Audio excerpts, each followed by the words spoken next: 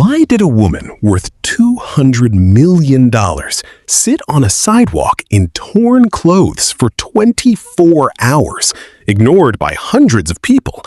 And why did one 7-year-old girl's half a sandwich make her rewrite her entire will 3 days later? By the end of this story, you'll understand exactly why, and it has nothing to do with the money. Eleanor Voss had spent 6 months trying to decide who should inherit her late husband's fortune. 3 nephews had visited that year, always coincidentally right after she'd mentioned feeling unwell. 4 drafts of her will sat torn up in a drawer. She didn't want to ask people who deserved her money.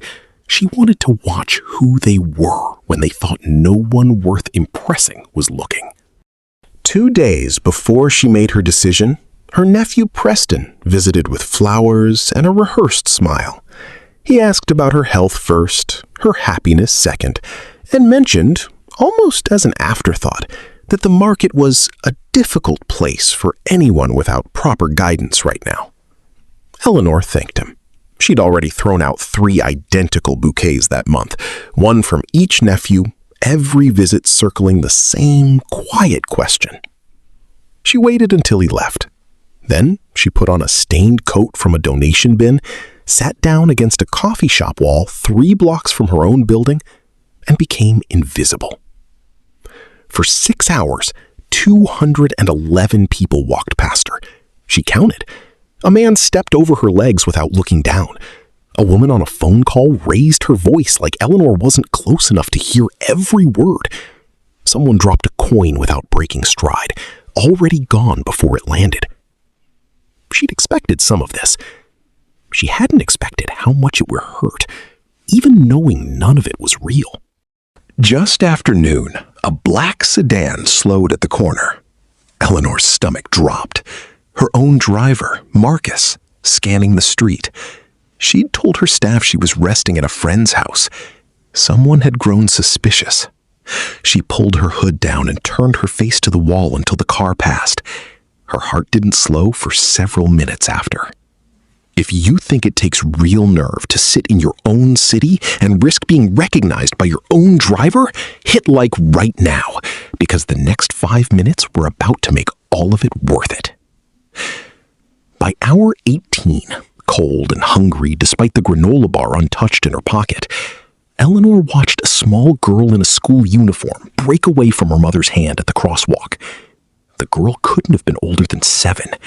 She sat down on the curb beside Eleanor without asking permission and started unwrapping her own lunch. "You look really hungry," she said, and began splitting her sandwich in half. "Nadia, no, we need to go. We're already late." Grace pulled gently at her daughter's arm, glancing at the woman on the ground the way people are taught to glance at something and keep walking. Nadia didn't move. "Mom, she's hungry. We have time for this." Grace hesitated, torn between the clock and her daughter's refusal to budge, and finally let go of her arm. She crouched down too, embarrassed. "Sweetheart, we don't have—" "It's okay, Mom." Nadia held the sandwich out. "My mom has nothing sometimes too. Grandma says we don't eat in front of people who have nothing. That's the rule." Eleanor's hands went still around the bread. "That's a good rule," she managed. Grace introduced herself. A single parent, 2 jobs, 3 years since her husband left. She apologized again for her daughter's forwardness. Eleanor asked, carefully, what the girl's name was. "Nadia," Grace said.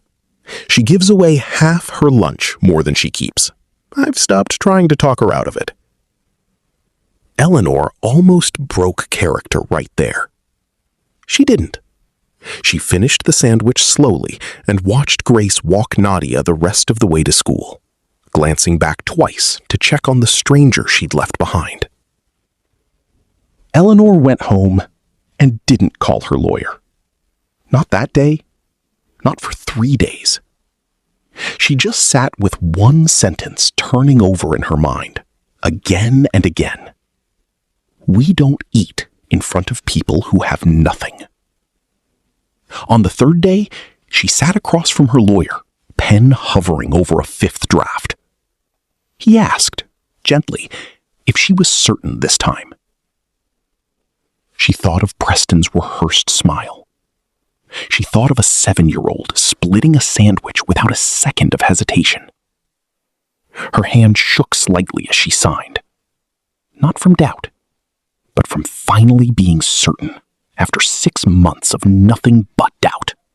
She left the bulk of her estate to a trust for single-parent families in the neighborhood where she'd sat on that sidewalk, administered by Grace at her insistence, with one guarantee written in: Nadia's education, fully covered through university, no matter what happened to anyone else's plans for the money.